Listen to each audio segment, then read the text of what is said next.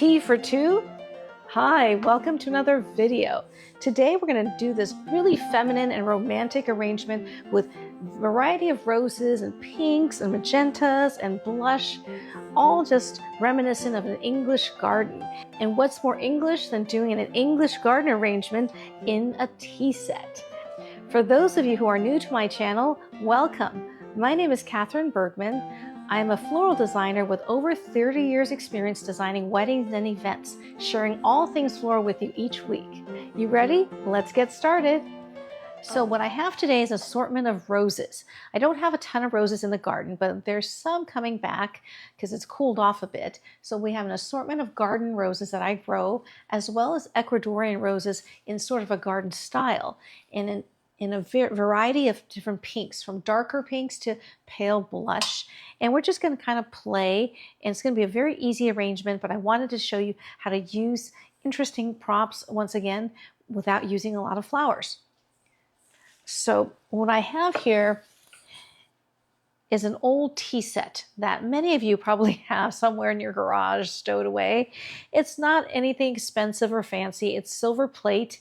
And if you wanted to buy something like this, you could find them on eBay for like maybe $30, $40 a set, or, go to estate sales. So it's just this tarnished silver plate, and it doesn't polish up anymore. So I thought, hey, let's embrace the tarnish. And instead of using it on a silver tray, I decided that this rustic white tray would be a wonderful unifying vessel to put all these elements together and kind of really just lean into that rustic look. And we're just going to do an arrangement in the large teapot and a small arrangement in this. I don't know if this is a little creamer or something like that, and maybe a little tiny one in this little cream holder.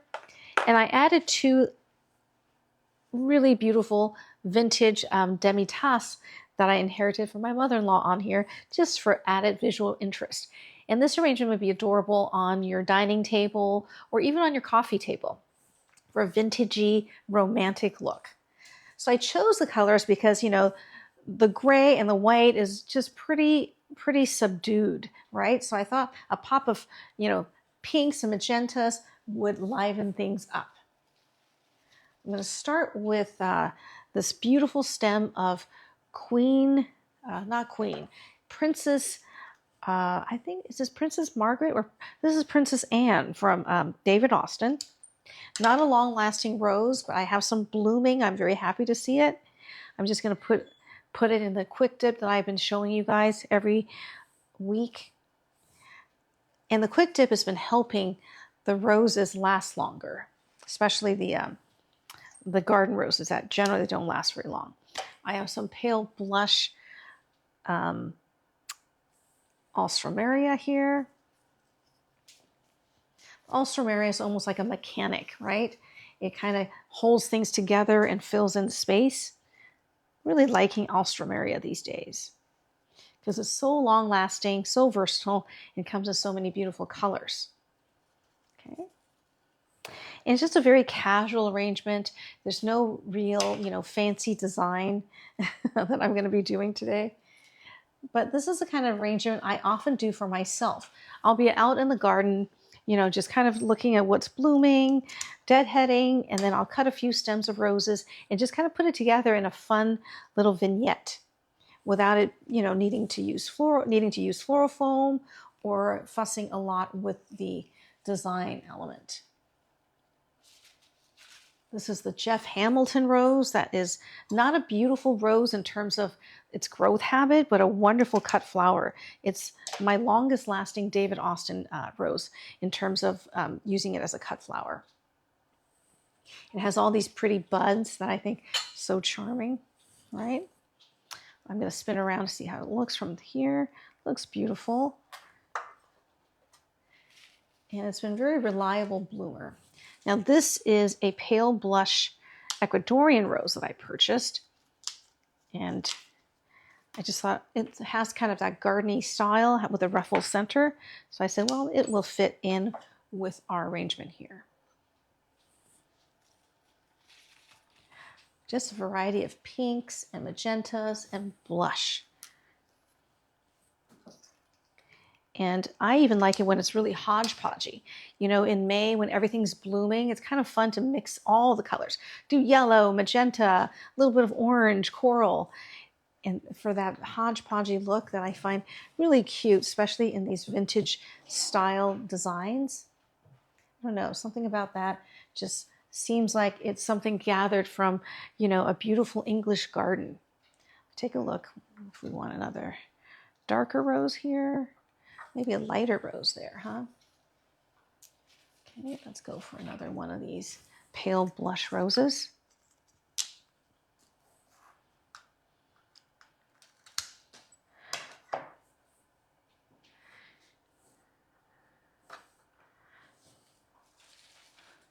Good design is always evocative of a mood. So just kind of go with, you know, the design style, embrace that look. If you're going for vintage romantic, then go all the way. Be very cheerful on your breakfast table to greet you every morning, right? Okay, I think we're pretty much done on this side, on this picture. You can see, I'm going to add another stem of this alstroemeria just to fill it in. And I'll spin it around so you can see it from this side as well. And this arrangement will be two-sided, even though, you know, it's going to look different from different sides. You can see that it's a two-sided arrangement. Almost done, super easy, right? We're just going to do a little tiny arrangement in this small little teapot or creamer.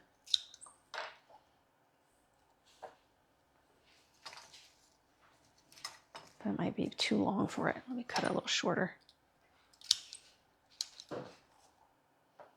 See, every time I cut the stem, I dip it in the quick dip.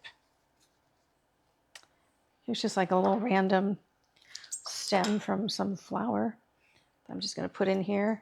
I just like that tenderly green. And I haven't even used any greenery in this because our vessels are not very big. The opening is small, so you don't even need to green in, right?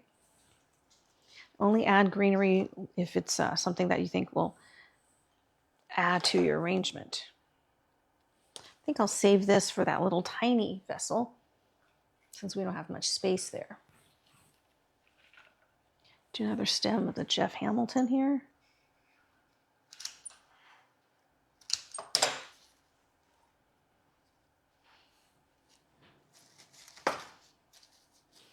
We're mostly done. This is what we have. We've got a little arrangement in this and here, and a larger arrangement in the larger teapot. I have another stem of the Jeff Hamilton that I picked. I might as well use it since I did pick it. I'm going to put it right here. And then we're all done. A very simple and easy to do arrangement, but because we have these fun vessels and we group them in a tray, it's a cohesive unit, looks like a lot of flowers, looks like a lot of design, and it's just, you can go out in your garden, just pick a few roses and do a very casual, vintagey arrangement.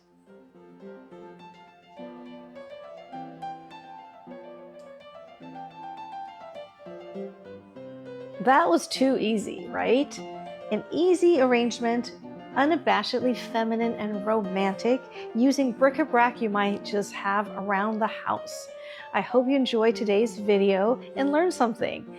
If you're new to the channel, please like and subscribe and click the little bell to be notified when I put out a new video. For those of you who've been joining me every week and have been with me since the beginning, you guys are my inspiration and I love you. Send me a comment to let me know what you're doing this week.